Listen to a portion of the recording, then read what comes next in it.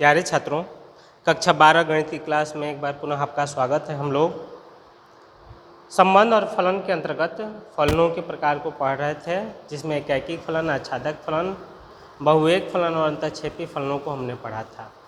आज हम थोड़ा सा आगे बढ़ते हैं और दो फलनों के कंपोजिशन को देखते हैं कि कैसे दो फलनों का हम संयोजन करते हैं। तो आज का हमारा टॉपिक है फलनों का संयोजन। फलनों का संयोजन, जिसे हम कहते हैं कंपोजिशन ऑफ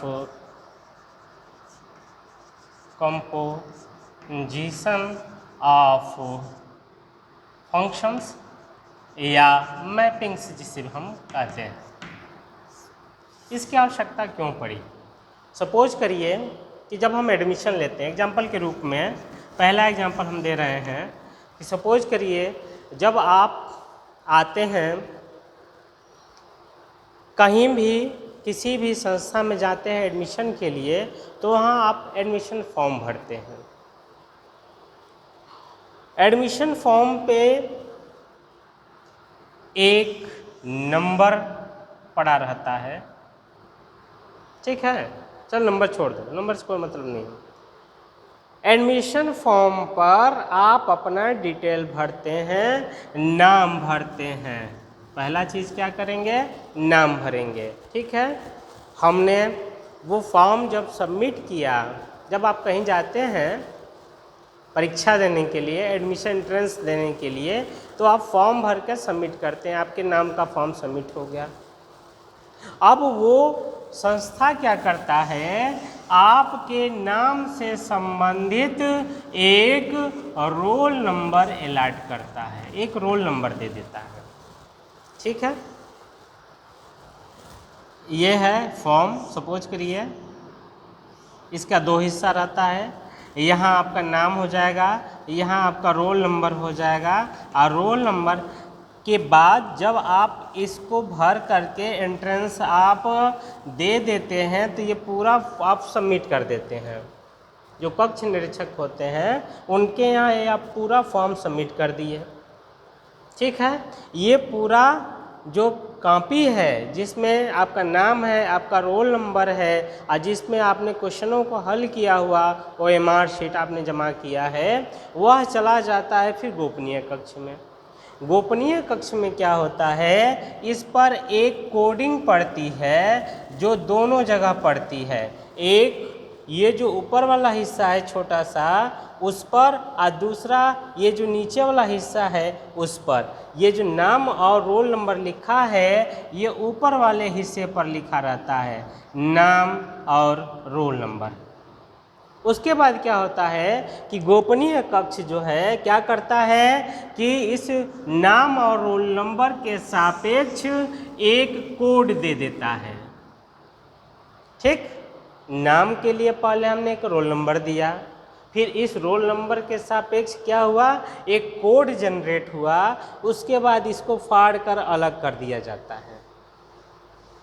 कॉपी चेक करने वाला ये K6 जो कोड है उसको नंबर देता है, जितना नंबर इस सही पाया है। हमने मान लिया कि यह 42 नंबर पा गया, ठीक है। ये K6 पाया, अर्थात जो कोडिंग हुई थी K6, उसका नंबर हमको पता चल गया कि क्या है? 46 है। 46 मान लो, 46 है ये, ठीक है जी। तो यहाँ क्या है कि एक फलन हुआ जो नाम से रोल नंबर में बदल रहा है, दूसरा फलन है जो इस रोल नंबर को किस में बदल रहा है? कोड में बदल रहा है। दो फलन हो गए ना। यदि इन दोनों फलनों की जगह पे हम एक फलन केवल बनाएं जो नाम से इस कोड को मैच कर दे, कि मतलब कि यहाँ पर यदि मोहन था, मोहन जिसका रोल नंबर 1 था, तो अब हम कह सकते हैं कि मोहन कितना नंबर पाया? 46 नंबर पाया। उसमें इसके रोल नंबर की कोई आवश्यकता नहीं पड़ेगी। जो हम नया फलन बनाते हैं वह इन दो फलनों को संयोजित करके बनाते हैं, इन दो फलनों को मिला करके बनाते हैं, तो जो तीसरा फलन मिला यह पहले समुच्चय से तीसरे समुच्चय के बीच में मिला। अर्थात यदि हम नाम रखें इसका ए, इसका बी, एक सी, यदि एक फलन एफ है जो ए से बी के बीच में है, दूसरा फलन जी है जो बी से सी के बीच में है, और इन दोनों की जगह पे यदि हम एक ही फलन ए से सी में बनाना चाहें तो उस नए फलन को इन दोनों फलनों एफ और जी का संयोजन कहते हैं। इसे लिखा जाता है, यदि ए से सी में हम बना रहे हैं तो इसको हम कहते हैं जी कंपोजिशन एफ। यदि एक समुच्चय से दूसरे समुच्चय के बीच में एक फलन है, दूसरे समुच्चय से तीसरे समुच्चय के बीच में दूसरा फलन है, और इन दोनों फलनों की जगह पे यदि हम एक ही फलन बनाएं जो पहले समुच्चय से सीधा तीसरे समुच्चय में जोड़ता हो, तो इस नए वाले फलन को पहले फलन और दूसरे फलन का कंपोजिशन कहते हैं। क्योंकि इसका डायरेक्शन ए से सी है, इसलिए इस प्रकार के कंपोजिशन को हम जी कंपोजिशन एफ लिखते हैं। ये छोटा सा जो गोला हम बनाए हैं यह कंपोजिशन का चिन्ह है।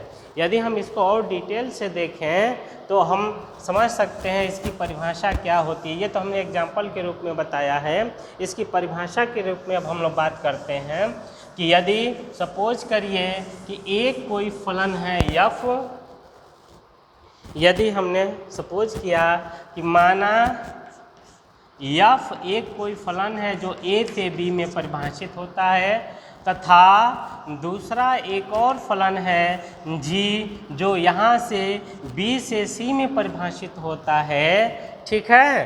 तो एक जी कंपोजिशन एफ जो फलन होगा वह कहाँ से कहाँ परिभाषित होगा, ए से सी में परिभाषित होगा। अब एक चीज़ और देख लेते हैं कि ये परिभाषित होगा कैसे, इस पर भी यदि हम चर्चा कर लेते हैं। यह देखिए, यह ए है, यह बी है, यह सी है, ए से बी में एक फलन है, इस फलन का नाम हमने एफ रखा है। ए से बी में जो फलन दिया गया इसका नाम एफ रखा है। यदि यहाँ पर एक्स अवयव है तो यहाँ का जो अवयव होगा इसे हम एफ एक्स कहेंगे। एक्स का एफ के द्वारा जो प्रतिबिंब होता है उसे हम एफ एक्स से प्रदर्शित करेंगे, ठीक है। अब देखो, बी का फलन सी के साथ जुड़ा हुआ है, माने बी से सी में एक नया फलन और है जो जी है। हमने कहा था यदि हम इसको ढक लेते हैं इधर का, तो अब जी एक फलन है तो यहाँ जितने भी अवयव होंगे सब कहीं ना कहीं जुड़ेंगे, किसी न किसी बिंदु से जुड़ेंगे, और केवल एक ही जगह जुड़ेंगे। ये हमारा फलन की परिभाषा है। तो यह जो एफ एक्स है यह भी कहीं ना कहीं जुड़ेगा। देखो,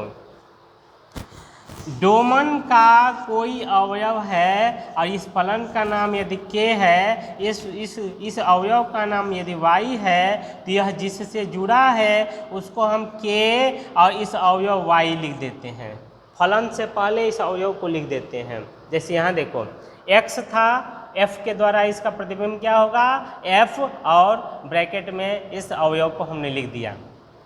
उसी तरह से यह अब अवयव होगा इस फलन जी के लिए, तो इसका प्रतिबिंब क्या होगा, जी के बाद हम ब्रैकेट लगाएंगे और इस अवयव को लिख देंगे, यह हो जाएगा जी ऑफ एफ ऑफ एक्स। यह परिभाषा हो गई कि यदि यदि एफ ए से बी में एक फलन है, जी जो है बी से सी में दूसरा फलन है, तो जी कंपोजिशन एफ जो ए से सी में परिभाषित होता है और इस तरह परिभाषित होता है कि जी ओ एफ जब किसी एक्स पर ऑपरेट करता है तो उसको हम जी ऑफ एफ एक्स के रूप में लिखते हैं। तब इस जी ओ एफ को जी और एफ का संयोजन कहते हैं, संयोजन कहते हैं। एफ और जी का संयोजन कहा जाता है। तो ये हो गया। ये कहाँ से कहाँ तक मिल गया, ए से लेकर के और सी में जब मिलता है तो इसे GOF एक नया फलन कहते हैं। ठीक है, यही यदि उल्टा होता तब क्या होता? उल्टा का मतलब हो गया कि यदि हम ए से सी में नहीं, यदि हम सी से ए में कोई फलन परिभाषित करें, सी से ए में, यह ए से सी न हुआ, यदि सी से ए में हम कोई फलन परिभाषित करेंगे तो इसे एफ कॉम्पोजिशन जी लिखेंगे और उसका जो मान होगा यदि यह एग्जिस्ट कर रहा है तो f o g of x is equal to f of g of x. ये दोनों परिभाषित हैं कि दो फलनों का कंपोजिशन हम कैसे लिखते हैं। एक एग्जाम्पल से इसे हम और क्लियर कर सकते हैं। एग्जाम्पल हम ले लेते हैं एनसीईआरटी का और उस एग्जाम्पल के माध्यम से हम लोग इसको देखने का प्रयास करते हैं। एक एग्जाम्पल हमने लिया है कि यदि पहला एग्जाम्पल, यदि f from R to R इस तरह से हो कि fx बराबर cos x, तथा दूसरा g from R to R इस तरह से परिभाषित हो ताकि g ऑफ x को कहाँ भेज रहा है, g of x equal to 3x square, तब हमें GOF तथा FOG का मान ज्ञात करना है। ज्ञात कीजिए तथा यह दिखाइए कि GOF का मान FOG के बराबर नहीं है। ये हमें दिखाना है। ठीक है, अब आ जाइए, अब हम इसकी बात करते हैं। ठीक, आ जाते हैं, इसको हम हल करते हैं। हमने क्या कहा था, हमें इसका मान निकालना है, GOF का मान निकालना है। GOF का मान निकालने का मतलब है कि GOF पर हम कोई x जब ऑपरेट करेंगे तो इसका मान, इससे हमने दिखाया था कि इसको हम इस रूप में लिख सकते हैं। किस रूप में लिख सकते हैं? G of F of x के रूप में लिख सकते हैं, G ऑफ।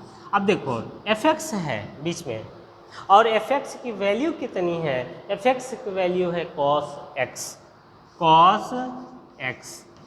अब एक चीज़ और ध्यान देना, जब g के साथ x है तो अपने वर्ग के 3 गुने पर जाकर के प्रतिबिंबित हो रहा है। g के साथ जो भी अवयव जुड़ा होगा उसका प्रतिबिंब कहाँ मिलेगा? इस अवयव के वर्ग के 3 गुने पर मिलेगा। यहाँ देखो, यहाँ cos x अवयव है तो इसका प्रतिबिंब कहाँ मिलेगा? cos x का स्क्वायर का 3 गुना। यह GOF कंपोजिशन का मान निकला, इसको हमने समीकरण नंबर 1 लिखा। अब हम इसका मान निकालें, FOG का मान निकालें।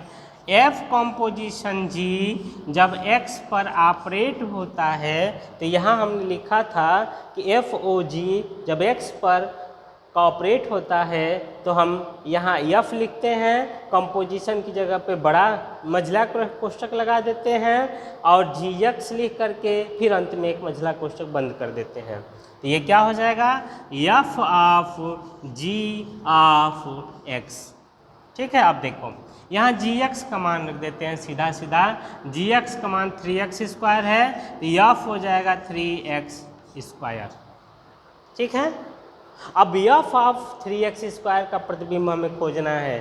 जब f के साथ किसी x का प्रतिबिंब cos x पर जाता है, मतलब x का प्रतिबिंब f के द्वारा cos x पर जाता है, यदि इसको हम x मानते हैं तो f के साथ इसका प्रतिबिंब हो जाएगा cos 3x स्क्वायर। यह हमारा दूसरा आंसर हो गया। हमें 2 आंसर निकालना था कि GOF का मान निकालिए, FOG का मान निकालिए। हमने दोनों का मान निकाल दिया। देख लीजिए, दिक्कत है तो बताइए। इसके बाद एक चीज़ और बताना है कि सिद्ध करना है कि हमारा FOG का मान GOF के बराबर नहीं होगा। क्या सिद्ध करना है? तीसरा चीज़ सिद्ध करना है कि GOF का मान FOG के बराबर नहीं होगा। हमने हमारा F का डोमेन R है, G का भी डोमेन R है, और हम जानते हैं कि R में एक शून्य अवयव जरूर होगा।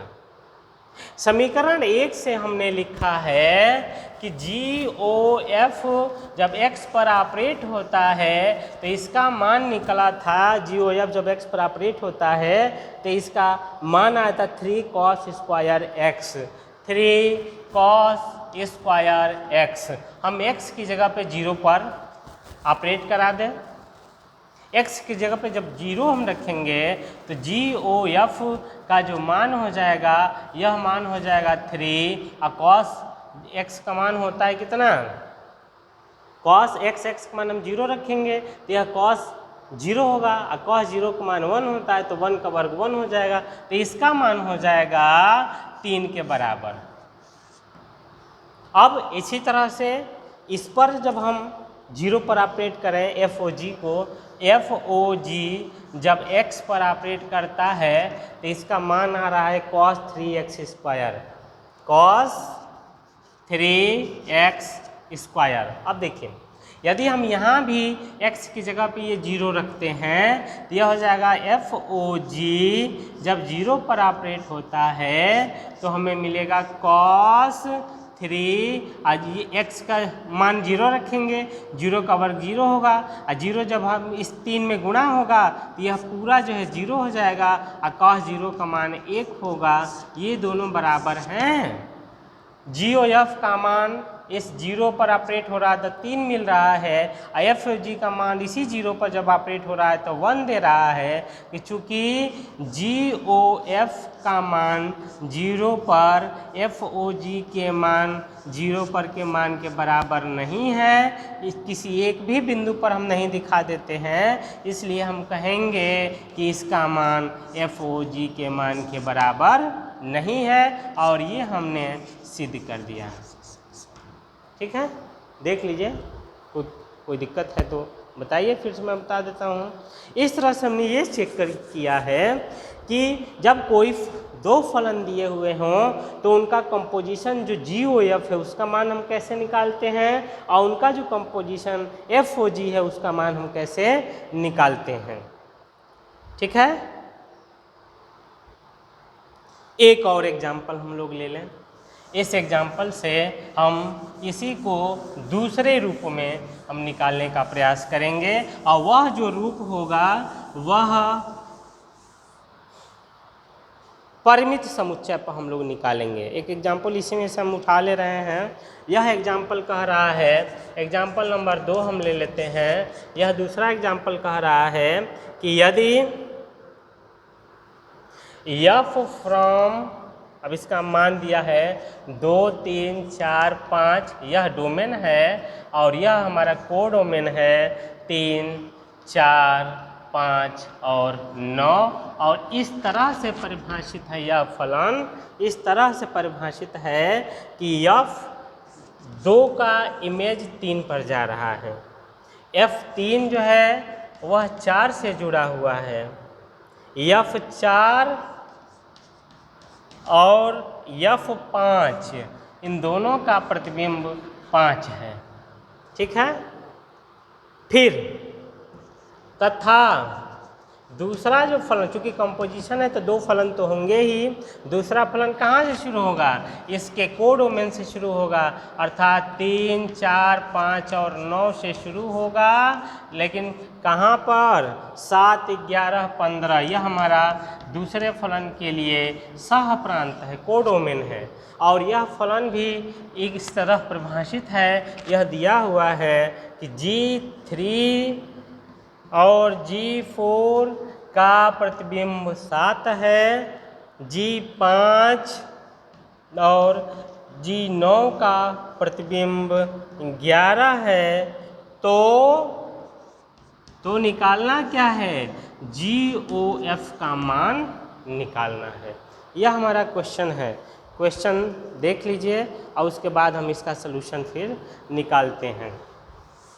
यहाँ सिंपल सी चीज़ ये दी गई है कि चूँकि हमारा जो डोमेन और रेंज है, प्रांत और सह प्रांत हैं, वह परिमित समुच्चय है। परिमित समुच्चय मान जिसमें अवयवों की संख्या निश्चित होती है और प्रत्येक अवयव का ये दिया हुआ है कि कौन अवयव कहाँ प्रतिबिंब दे रहा है, किस फलन के अंतर्गत। यह f के द्वारा अलग अलग अवयवों का प्रतिबिंब है, यह g के द्वारा अलग अलग अवयवों का प्रतिबिंब है। अब इसके लिए थोड़ा सा आपको समझने की ज़रूरत है। हम इसका सलूशन निकाल रहे हैं, लिख रहे हैं। यह हमारा पहला समुच्चय था जिसमें 2, 3, 4 और 5 अवयव थे। यह हमारा दूसरा समुच्चय था जिसमें 3, 4, 5 और 9 अवयव थे और एक जो है फलन इससे इसके बीच में था और उस फलन का नाम है f। इस f के द्वारा 2 का प्रतिबिंब कहाँ जा रहा है, 3 पे जा रहा है। यह प्रतिबिंब मिल रहा है 3 पर फलन f के द्वारा। फिर f3 का प्रतिबिंब 4 पर जा रहा है। 3 किससे जुड़ा हुआ है, 4 से जुड़ा हुआ है तथा 4 और 5 दोनों का प्रतिबिंब 5 पे जा रहा है। माने 4 भी इससे जुड़ा है तथा 5 भी इसी से जुड़ा हुआ है। अब दूसरे की बात करें, दूसरा हमारा फलन है जो इससे यहाँ तक परिभाषित है। देख लो g 3, 4, 5, 9 माने यहाँ से शुरू हुआ है और 7, 11, 15 पर परिभाषित है। 7, 11, 15 के बीच में हमारा जो फलन है वह g परिभाषित है। किस तरह परिभाषित है कि g 3 और 4 का प्रतिबिंब 7 पे है। 3 और 4 g के द्वारा 3 और 4 का प्रतिबिंब कहाँ जुड़ा हुआ है, 7 पे मिल रहा है। g 5 और 9 दोनों का प्रतिबिंब 11 पे मिल रहा है। 5 और 9 दोनों का प्रतिबिंब 11 पे मिल रहा है। ठीक है।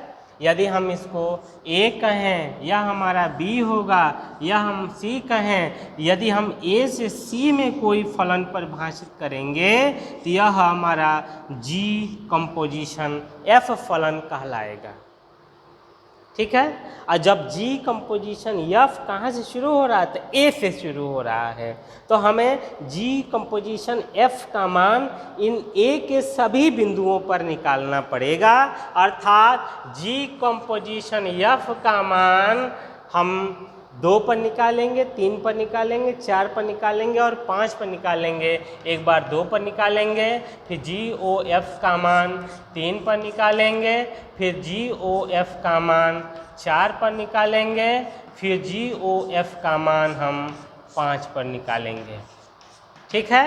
और निकालने के लिए हमने इसके पहले बताया था कि g कंपोजिशन f जब किसी भी x पर ऑपरेट करता है तो उसको ऐसे लिखते हैं। g लिख लिए, कंपोजिशन की जगह पे हम मझला ब्रैकेट लगा दें, फिर f x लिख दें और फिर इसके बाद बंद कर दें। ठीक है। यहाँ भी तो वही चीज़ें ना है, बस x की जगह पर यहाँ 2 लिया है, यहाँ 3 दिया, यहाँ 4 दिया, यहाँ 5 दिया है। तरीका तो वही होगा। हम इसको पहले सॉल्व करते हैं। ये देखो g के बाद कंपोजिशन की जगह पे हम मझला ब्रैकेट लगा के f2 लिख दें, f2 लिख देते हैं, फिर बंद कर देंगे। अब बताना f2 की वैल्यू कितनी है। माने f2 की वैल्यू ये दी गई है 3, तो हम यहाँ लिखेंगे इसकी जगह पे 3 लिखेंगे। g तो है ही ना है, तो g ऑफ 3 हो जाएगा। और g ऑफ 3 का मान कितना है, g ऑफ 3 का मान 7 है। एक का मान हमने निकाल दिया। इसी तरह से g कंपोजिशन f ऑफ 3 का मान निकालना है। g के बाद हम यहाँ पर f ऑफ 3 लिख देते हैं। ठीक है। f3 का मान कितना है, देखिए f3 का मान 4 है। f3 का मान यहाँ पर केवल 4 रखेंगे तो यह g4 हो जाएगा, और g4 का मान भी कहाँ है, 7 पे है। g4 का मान भी क्या है, 7 है। अब आते हैं g कंपोजिशन f4 का मान निकालने। इसको कैसे लिखेंगे, क्या ऐसे लिख सकते हैं, f ऑफ 4 लिखा जा सकता है कि नहीं लिखा जा सकता है, बताइए। अब g4 का मान कितना है, सॉरी f4 का मान कितना है, f4 का मान 5 है, ये लिखा हुआ है 5। अब यह हो गया G5। G5 का मान कितना है जी? G5 का मान है 11, तो इसका मान हो जाएगा 11।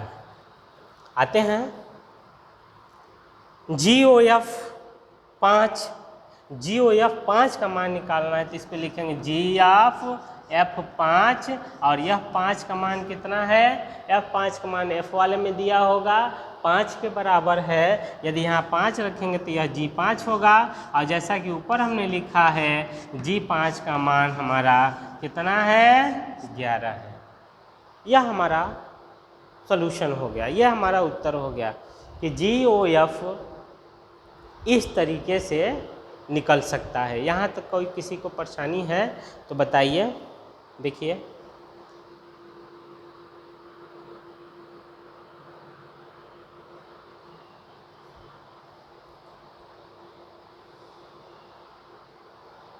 नहीं ना, कोई दिक्कत नहीं है किसी को?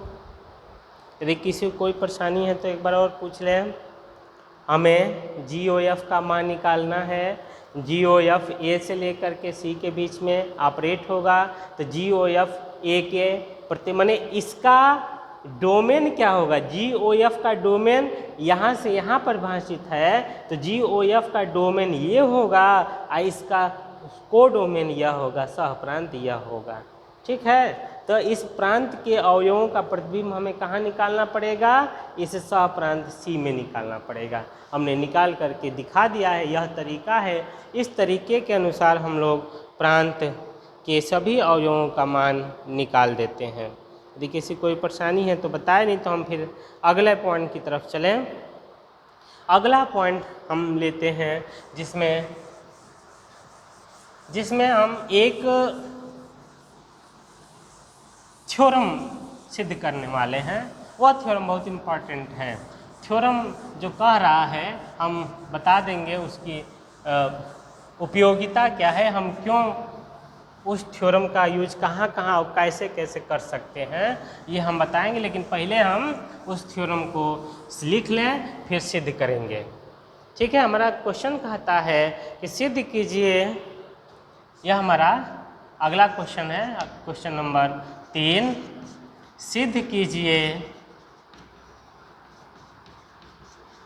कि F from A to B, NCERT का ही है, F from A to B तथा G from B to C यदि एकाएकी फलन हो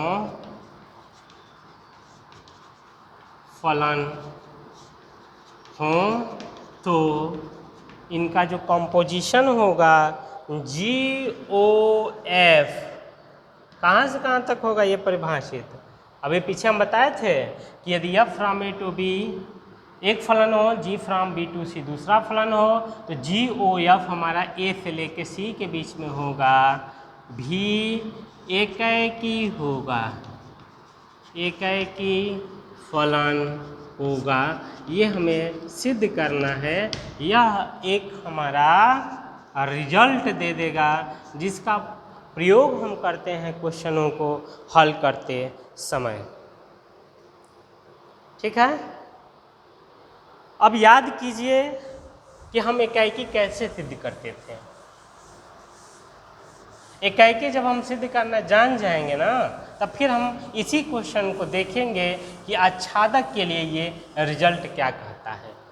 तो पहले एकाएकी वाला हम याद कर लें। याद करिए एकाएकी हम कैसे सिद्ध करते थे, 1 1 हम कैसे सिद्ध करते थे। 1 1 हमने स्टेप लिखा था, याद है कि F from A to B कोई फलन हो, ठीक है, तो यह F एकाएकी कब होगा, जबकि हमने उसके लिए 2-3 स्टेप्स लिखे थे। पहला स्टेप था कि इसके डोमेन से हम 2 बिंदु लेते हैं, एक x ले लें, एक y ले लें। कहाँ? इसके डोमेन से। इसमें किसको सिद्ध करना है? इसमें सिद्ध करना है, उसको हम पहले बाद में लिख लेंगे, पहले इसको हम देख लेते हैं कि चूँकि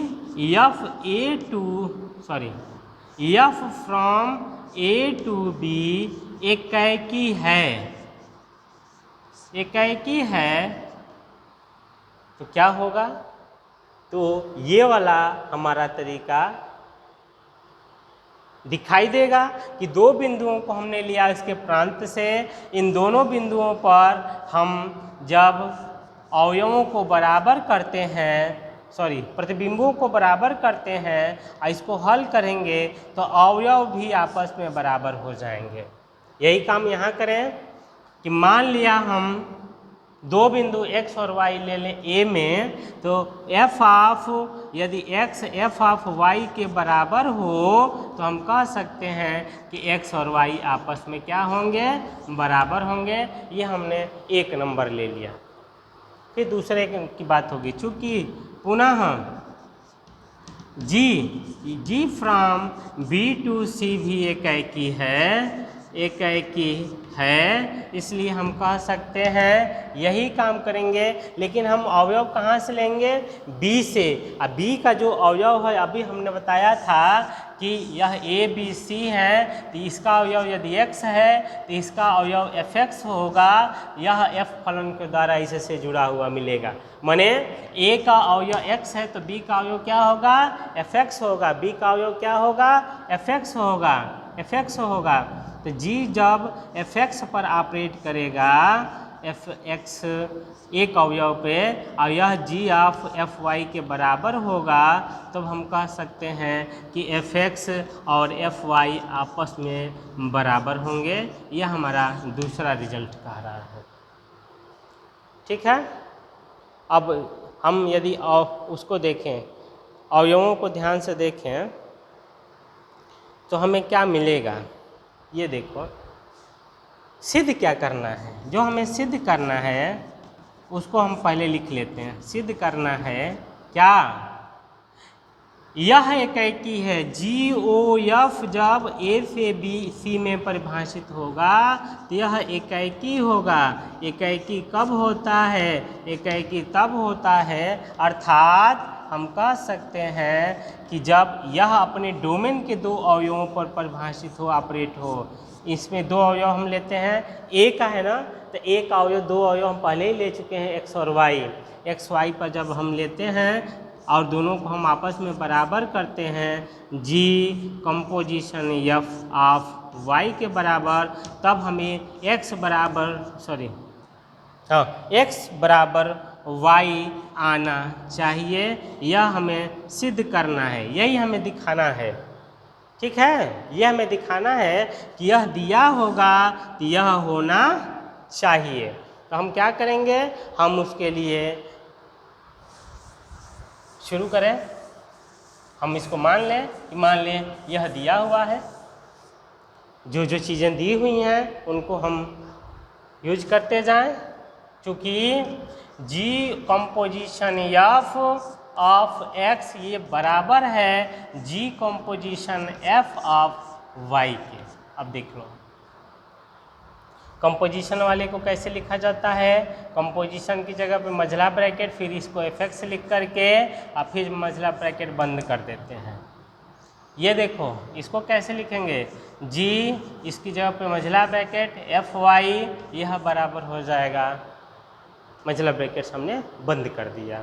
अब बताइए g तो एकाकी पहले से ही है, तो g of fx g of fy के यदि बराबर था, क्योंकि g एकाकी है, तो g ऑफ fx यदि gy f ऑफ y के बराबर है तो fx तो अपने आप fy के बराबर हो जा रहा है। इसका मतलब है कि fx किसके बराबर होगा, fy के बराबर होगा। लिख लो समीकरण 2 से। ठीक है, समीकरण 1 में क्या कह रहा है कि यदि fx और fy बराबर हैं तो x और y बराबर होंगे। क्यों, क्योंकि f हमारा एकाकी फलन है। तो समीकरण 1 से इसकी जगह पे क्या हो जाएगा, x बराबर y हो जाएगा। यह हम लिख देंगे समीकरण 1 से, अर्थात मिला क्या, इस के द्वारा इस दो अवयवों के यदि प्रतिबिंब बराबर हैं तो ये दोनों अवयव भी बराबर हो जा रहे हैं, इसलिए जो ये हमारा फलन है कंपोजिशन वाला, ये कहाँ से कहाँ तक था, ए से लेकर सी तक, यह भी क्या है, यह भी एक एकाएकी फलन है, एकाएकी फलन है। ठीक है, ये हमने मैथमेटिकल तरीके से इसको सिद्ध किया है।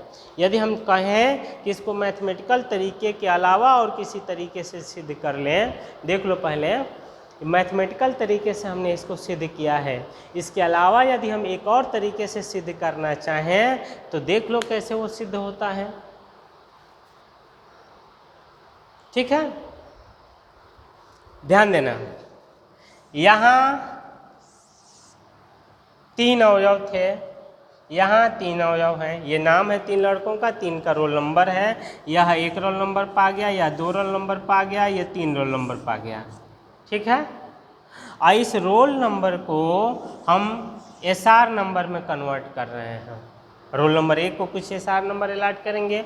सपोज करो कि ये हमने एक रोल नंबर को हमने एसआर नंबर दे दिया, या हमने 2 रोल नंबर को एसआर नंबर दे दिया, ये हमने 3 रोल नंबर को एसआर नंबर दे दिया। बताओ इसको यदि हम बंद कर दें तो ये 1-1 फलन होगा कि नहीं होगा, सबका अलग अलग प्रतिबिंब मिल रहा है तो 1-1 हो गया, पहला फलन हमारा 1-1 हो गया। इसी तरह से यदि हम इसको मिटा दें, बंद कर ले, ढक दें, तो दूसरा से तीसरा समुच्चय के बीच में जो नया फलन है वो भी अलग अलग हो रहा है, इसलिए यह भी 1-1 है। देखो 2 कंडीशन हो गया ना, कि पहले समुच्चय से दूसरे समुच्चय में जो दिया गया फलन वो, और दूसरे से तीसरे के बीच में दिया गया जो फलन है वो दोनों एकाएकी फलन हों। यदि ये दोनों एकाएकी दिए हुए हैं तब देखो यह नाम था लड़के का, इस लड़के का रोल नंबर 1 था, रोल नंबर 1 का एसआर नंबर यह है, अर्थात इस लड़के का एसआर नंबर यह है। सीधा हो गया कि नहीं हो गया। यदि हम चाहें तो इस बीज को मिटा भी तो सकते हैं, बीज को जब मिटाएंगे तो यह इसमें जाके जुड़ जाएगा, यह इसमें जाके जुड़ जाएगा, यह इसमें जाके जुड़ जाएगा, अर्थात इस लड़के का एसआर नंबर यह होगा, इस लड़के का एसआर नंबर यह होगा, इस लड़के का एसआर नंबर यह होगा, अर्थात पहले से लेकर के तीसरे के बीच दूसरा वाला तो हम मिटा दिए थे ना, तो पहले से तीसरे के बीच में दिया गया फलन भी 1-1 हो गया। यही हमारा थ्योरम कह रहा है, यही हमारा थ्योरम कह रहा है। यदि हमारा फलन, पहला फलन एक समुच्चय से दूसरे समुच्चय के बीच में हमारा एकाएकी है, दूसरा फलन जी दूसरे और तीसरे के बीच में एकाएकी है, तो इनका जो कंपोजिशन होगा वह भी एकाएकी फलन होगा। ठीक है, किसी कोई परेशानी ना हो तो 1-2 क्वेश्चन दे लेते हैं, और हम चाहेंगे कि इस क्वेश्चन को आप लोग हल कर लीजिएगा, हल करके हमको दीजिएगा ताकि कंफर्म हो जाए कि आपको ये क्वेश्चन हल करने आ गया है। हमने एक क्वेश्चन दिया है, एनसीईआरटी से ही हमने दिया है। एक क्वेश्चन हमने उठाया है कि मान लीजिए, तो पहला क्वेश्चन नंबर 1, माना एक फलन है f जो 1, 3, 4 से